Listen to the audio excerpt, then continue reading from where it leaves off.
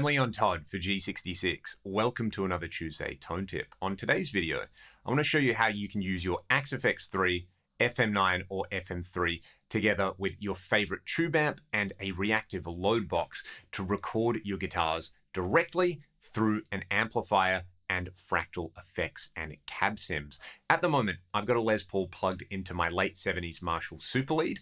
I'm taking the speaker output of the Marshall into the Fractal X Load. This is a reactive load box with two selectable impedance curves. From there, I'm taking the DI out of the X Load into the input to left input of my AXFX3. We just want to take note of what physical input we're using. You can use any of the physical inputs you like, but I've just gone with input to left. We'll revisit that in a second. Just a word of warning, you need the reactive load in this setup. It is replacing the load that a speaker cabinet would usually place on a tube amplifier. You cannot, I repeat, you cannot simply just take the speaker output of your tube amplifier and connect it to your AXFX3 without causing damage to your gear. Something like a reactive load box is a great investment if you've got a bunch of tube amplifiers, because it's going to let you record silently if you want to. It's going to let you dial your amp into its sweet spot and extract the most tone out of it. And in a setup like this, we can utilize the character and the tone of your amp, again, in its sweet spot with all the fun Fractal effects and convenient utilities like IR loading. So with that setup, I've put together a really simple preset. I've taken the input 2 block and placed it on the grid. I have run that into a cabinet block, and in the cabinet block, I've selected the input mode to left, because remember, I was using the input to left on my AXFX3. So I've got input 2 over here, and then the cab block is just listening to the left input over there. That is then going to output 1, which is going straight into my DAW. There's no post-processing on any of this. This Marshall has had some mods, so there's the ability to get a little bit more gain than usual out of it. This cabinet IR that I've chosen is available for free in the video description. This is going to replace the sound of a cabinet and microphone, and surprise, surprise, it sounds like a cranked up Marshall.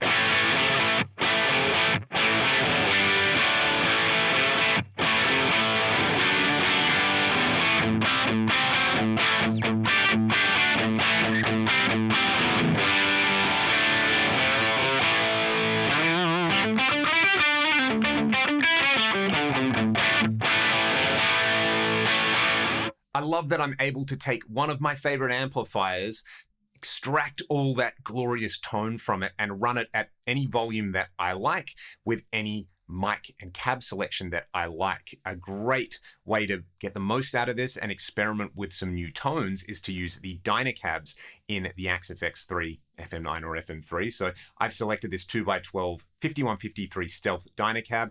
The microphone that I'm using is this Dynamic 2, and then I can move this virtual microphone around the virtual speaker cabinet in 2 dimensions like this. So I could start out with it right on the cap over here, and I can bring it further back if I want to cut some low end, and I can push it away from the cap essentially to make it a bit darker and cut some high end. It's a really quick and easy way to dial in a tone, and it mimics the workflow of a real cabin microphone.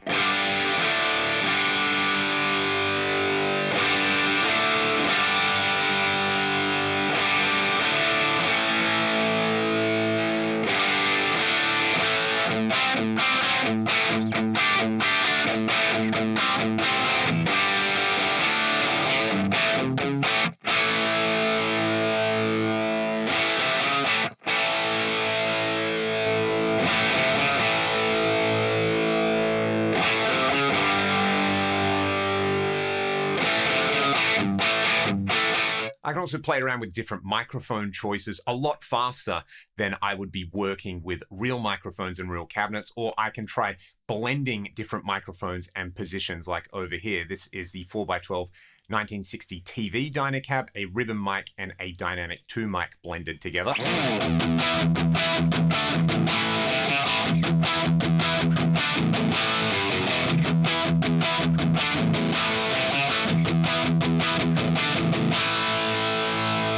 I could also use this to experiment with setups which would probably not be feasible in the real world, like taking a 100 watt Marshall Super Lead and running it into a 1x8 tweed speaker over here. I'm pretty sure you would blow your speaker up if you did this in the real world, but you can experiment with some cool tones that probably just aren't physically possible.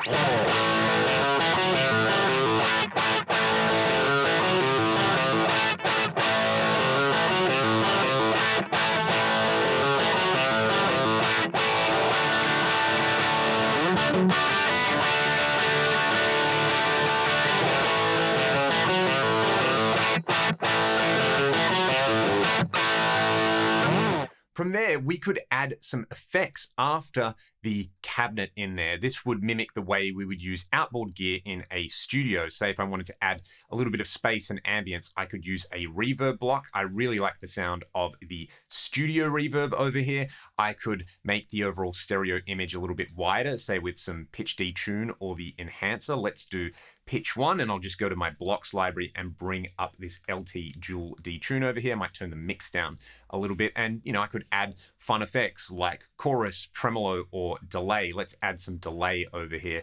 I really like the stock panning delay over here with the mix turned up a little bit. Now I've got a great greasy studio ready tone.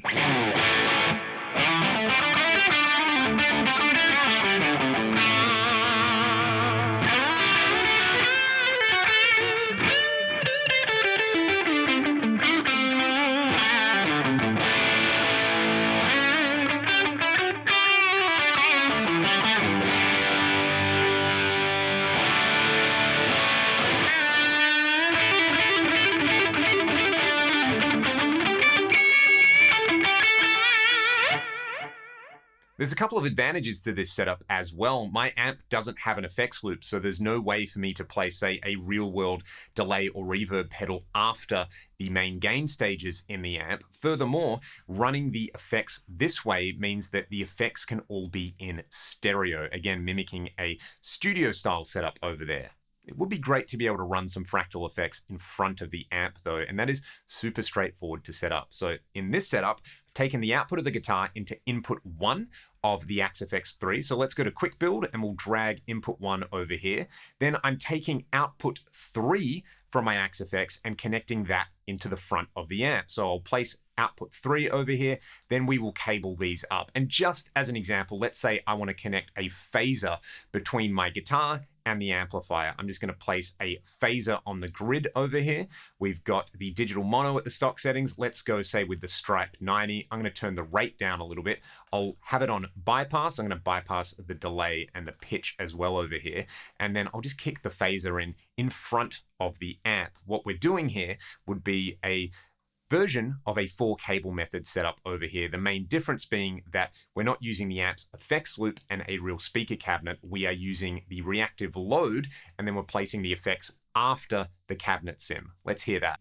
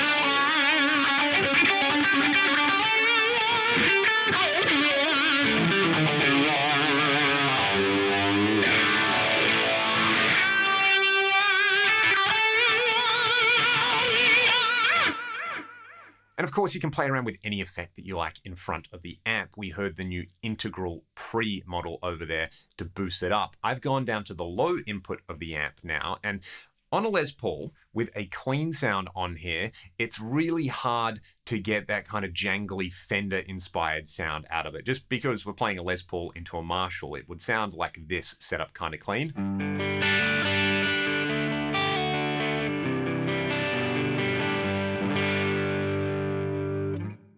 But what I could do to change the character of the guitar, I could use an EQ curve to, say, simulate a single coil. This is from my blocks library, which is linked in the video description. Humbucker to single coil. I can kick that in, and then maybe I could add some compression on top of it to even things out. Have a listen to this now.